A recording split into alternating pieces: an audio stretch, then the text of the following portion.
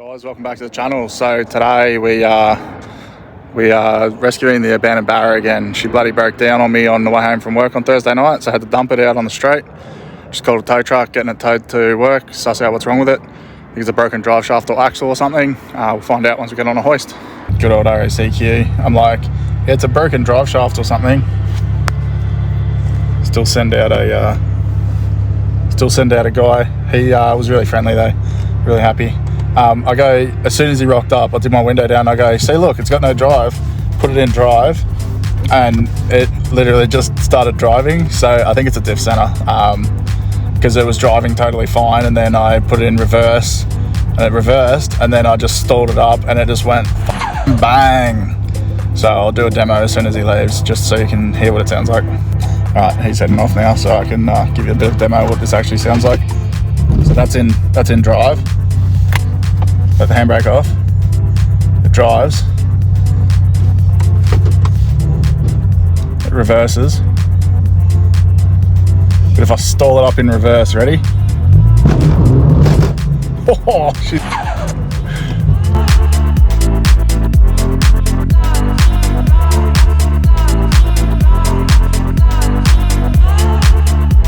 Well guys, I made it, but my tow truck driver friend still hasn't.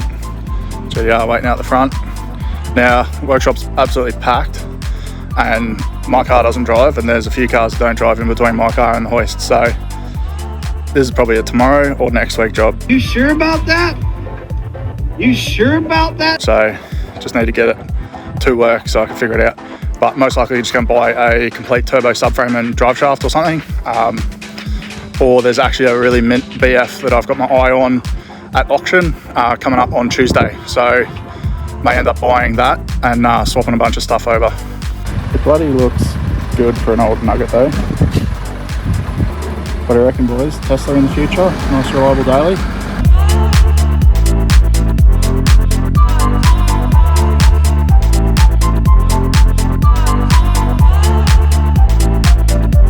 One eternity later. Well guys, it's been about 89 years, but we're finally back. It's been 84 years. To fix the BA. So the GDR's been the daily for way too long. Yeah, broke the BA in like February or some shit. I can't even remember. It's now June 29. So yeah, GDR's been the daily. So came in today to get the BA done. So should have it done. Now I'm here on my own, so probably not going to film every step. If you want to watch how to do BA diffs and stuff, that's not going to be this video. This video is just going to show you what happened, what broke inside it at the end, and just show a couple of clips of fixing it. So we'll rip into it now. We'll get some cars out of the way and get stuck in. Alrighty guys, so here's one we prepared earlier. I chucked the BA out last night after work, ready for today. So just to show you again, Diff cooked. I can't remember if I already did a video on this. She's in park. If you hold one wheel, spin the other, you get an almighty racket from that Diff. Just chuck the camera up here, let you hear it. I don't have anything to hold it with right now, so I'm just gonna sit her up in the subframe here. Get it all situated right there, and here's the nice Diff noises. Ow, that was absolutely slicing the on my finger on the lower control arm.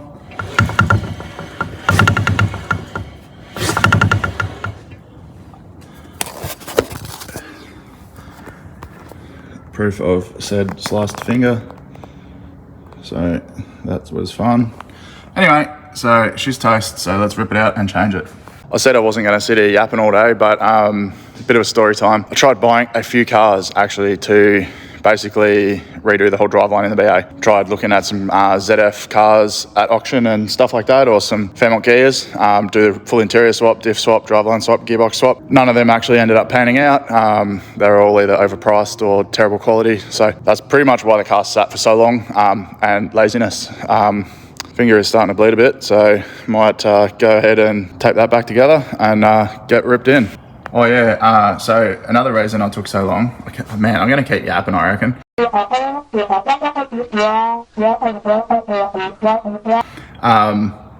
Found out the old, I was like, yeah, straight rail links need replacing. So do the f***ing control arms. They're toast.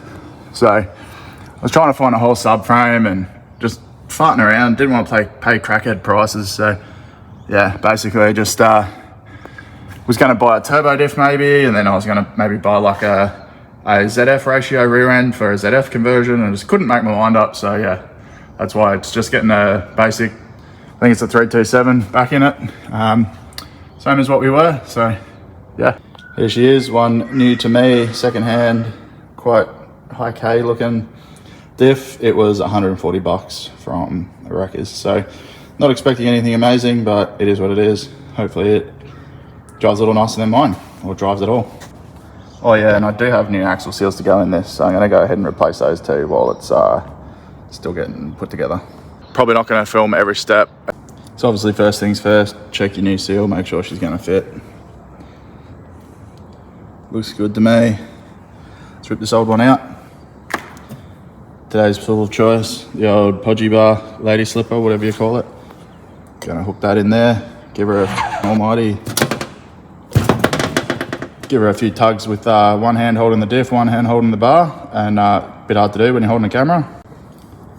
Just gonna pretend like I haven't done that with two hands to start it, and just give that a bit of a out she comes. Probably not gonna film every step. Then I'm just going to sit this upright so it's a bit easier. Stick your new seal in. Get it pretty square. Give it a few little tippy taps.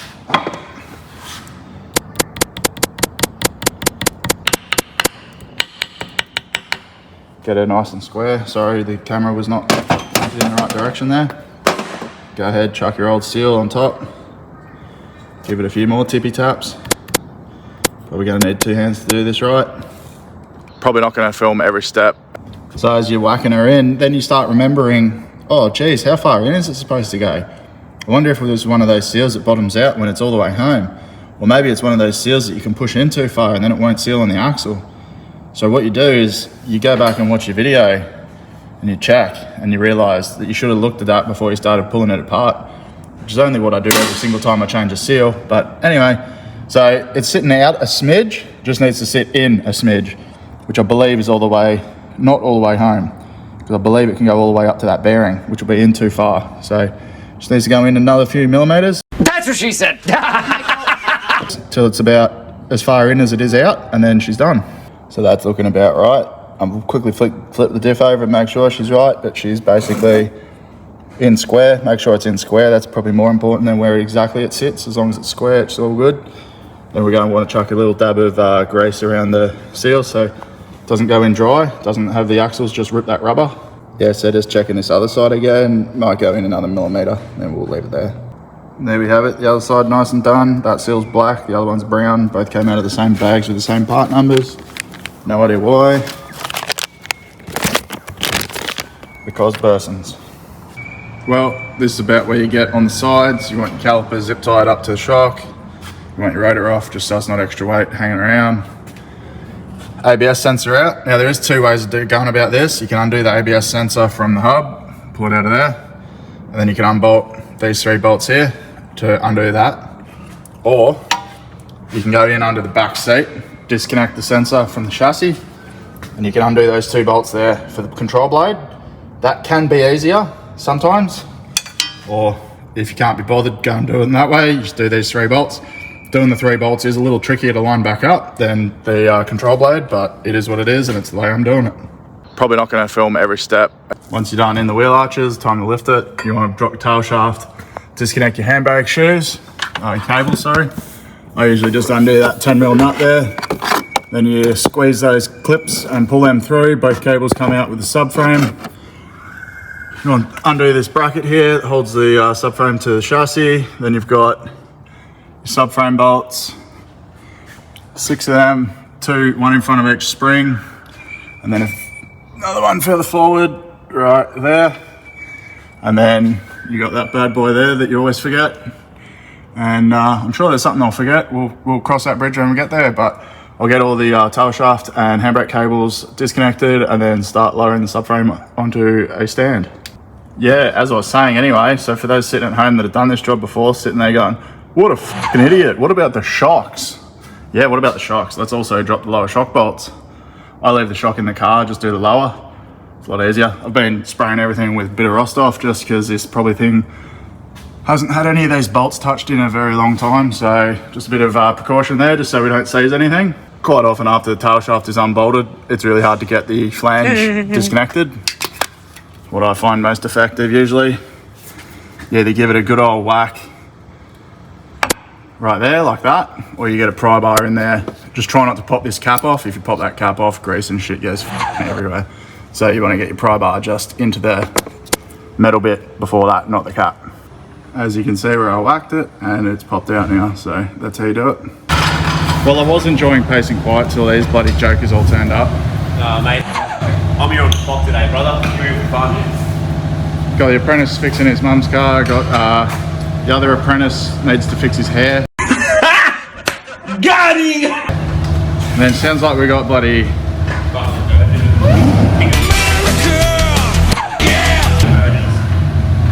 Evil Dork chilling out the front.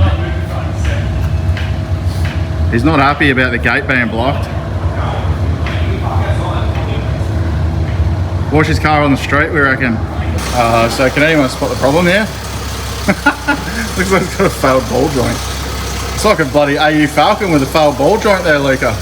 Once you undone your 10mm nut, now you're going to squeeze these green dogs and push it through. They are a pain in the absolute dick. Barely my assholes. They come out fairly easy if you know what you're doing. If you don't know what you're doing, they're a fucking nightmare. So that's how they work. They just got a little slit in that green bit, but just when you squeeze it together, it fits through the slots, and you pull it back towards the diff. You don't just try and pull it down towards the ground, you pull it towards the diff. Also, definitely forgot this exhaust rubber, which I've replaced already, so it's not broken. So got to just whip that bad boy off that exhaust hanger, and then we are ready to rip the diff out because everything else is done. All right, we get our table situated, undo all the subframe bolts and nuts, and then lift the car up, leave the subframe down. And here we have the subframe. So now you want to undo your diff bushes. So I'll just probably undo these front bolts, undo the 3 side on each diff, and rear diff bush. Then you want to take the handbrake cables off, a couple of bolts, a couple of clips, flip them over. You want to undo these arms here, flip them over, and then just yeet your axles out. Probably do that before unbolting the diff too, so that the diff's not moving around as much. So yeah, let's see if we can do this one-handed while holding the camera. Yeet your axles out, find out if they're broken. All right, popped out nice and easy.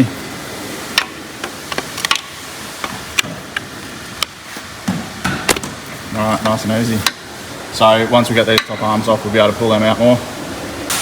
Obviously, once you got your back bolt out, just loosen your fronts, undone all your side bolts, pop that short axle out. This long axle can be a bit too long to pull out, but as you pull the diff out, that'll just pop out. All right, so that's obviously what we look like with the diff out. Now what you want to do when you chuck your new one in, you want to line this CV up in the hole and just get it in without the seal. And here's one I prepared earlier. Axle slightly in. Everything else can start bolting up. Do the undo. Just undo what you already did. If you're changing bushes, which I'm not because I'm a tight ass, you would be changing your bushes while the diff's out. It's a lot easier. I will also say this, to get these and these, yeah, you can also tell I definitely didn't take my advice, did not grease that seal, so I've greased the axle, but I have greased that seal. These can be a nightmare to get started, so lucky I have the patience of a saint. I'll get them in without fucking everything.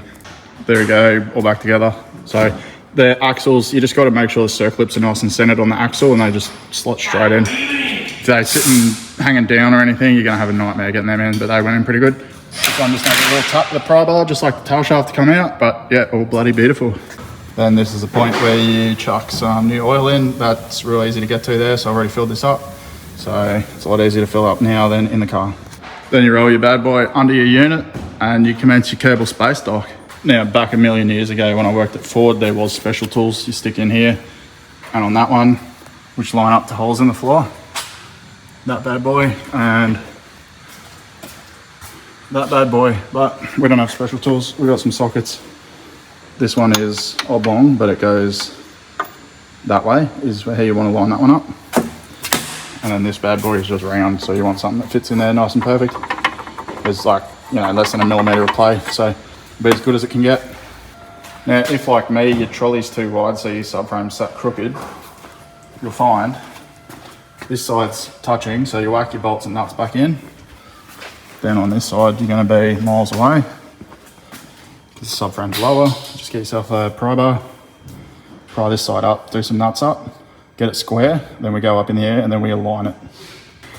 Now these sway bar rubbers and the arms are pretty toast, so I'm going to go ahead and just delete the sway bar for now, just so they don't bash all the way through and just make a heap of noise. She has a white line sway bar. I'll probably end up buying a new sway bar later when I replace these lower arms at another date. So do as I say, not as I do. Do not delete your rear sway bar, but I'm going to. Everything just falls back together. You get the handbrake cable done, you get the tail shaft on, you get these bad boys done up, these braces done up. Then you're pretty much ready to roll. Drop it down, hook the brakes back up, put the springs back in, and put shocks back on, and we're ready to road test. Then while you're doing your diff, if you're lucky like me, get Eva Hawk to bloody clean your car. She's retired from daily duties. She's going to get parked up now, so can actually waste my time cleaning it, or waste Cole's time cleaning it. Wow. He's got his bloody... That's how long it's been since I've done a video. This car threw a rod and it was getting rebuilt, new engine. Then I still hadn't made any videos. Then he got it all running. Then we bloody sent 7 push rods out of it. Then they got it running again. And in that time, I've changed my diff. Now for the fun part, ripping this bad boy apart. See what broke on this unit. We'll drain the oil first so we don't make too much of a mess. And then rip the back cover off, see what we can find. That's a good sign. It's coming out very metallic. Lots of glitter in that bad unit. Yeah, buddy. So there we have it. There's a spider gear there. That one, or half of that one's come forward. The pin is down here, so it's obviously walked its way up. The side ones seem to be okay, just dents in them. Oh no, that left side one's pretty bad, but anyway, probably not going to bother pulling this any further apart. Just going to make a mess. Rooted.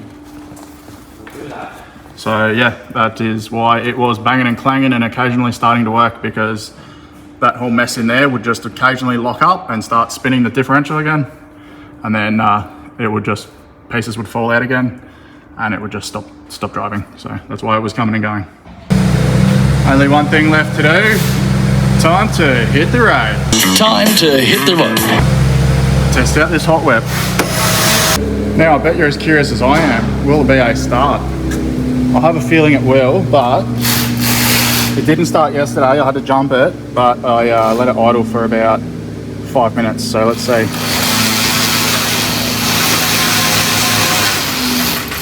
No dice. I think Cole's bloody treating himself to a lap in the GTR. I think he might buy one soon. Trade in this slow track hawk.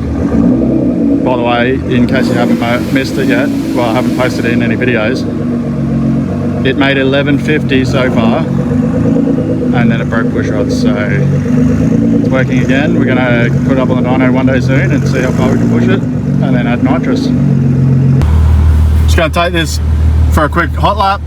We'll make sure the diff doesn't fall apart in the first 5 minutes, but it backed out of the workshop all good, so I've got faith with it. I'll hand the phone over to Cameron. I'll hand the phone over to Kyle and get some doses. Because I haven't seen this thing run for months. See if it can still dose. Oof. Look at that. Look how tidy that looks.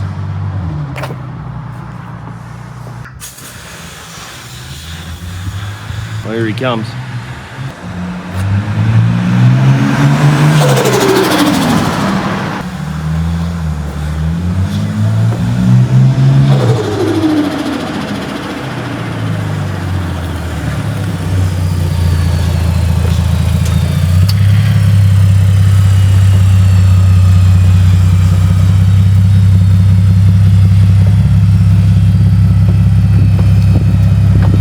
Gross as I remember it. It's pretty feral. It needs a good clean, but really drives me in. Still doses hard. First time she's had tyre shine in a long time. We're down, Kyle. I don't know. You got that Bentley build on you. Yeah, so this thing it's pretty spicy now. As I said earlier, 1150 so far. Gonna add some nitrous. Still got probably more revs in it as well, so hopefully these push rods stay in it for a little bit longer. So there's your broken one. This was the one next to it.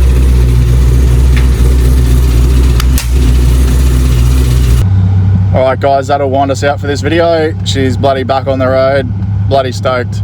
No longer have to daily the bloody GDR, so that was chewing the E85, getting about 2 weeks out of a tank because I live pretty close to work. But on the positive note, by the time this video comes out, I might have a new daily. New daily has been ordered. It's coming soon. It's a surprise. Not many people know about it. Evil Dork knows about it. My mum knows about it. A couple others. The boss Tony knows about it. And I kept yabbering. Said I'm not going to tell anyone, but I yabbered to too many people. Kester knows about it, and my boss Rob. That's about it. So don't feel bad if you haven't been told. It's just a surprise. So you haven't been left out of the loop. But anyway, new car coming soon. So if you have watched this far into the video, you'll know that. If you haven't watched this far into the video, you'll just see the new car when I get it. Or you won't because you don't like me. One of the two. Anyway, I'll catch you on the next video, which will probably be in about 2 years or about 2 weeks. We don't know. We'll find out soon.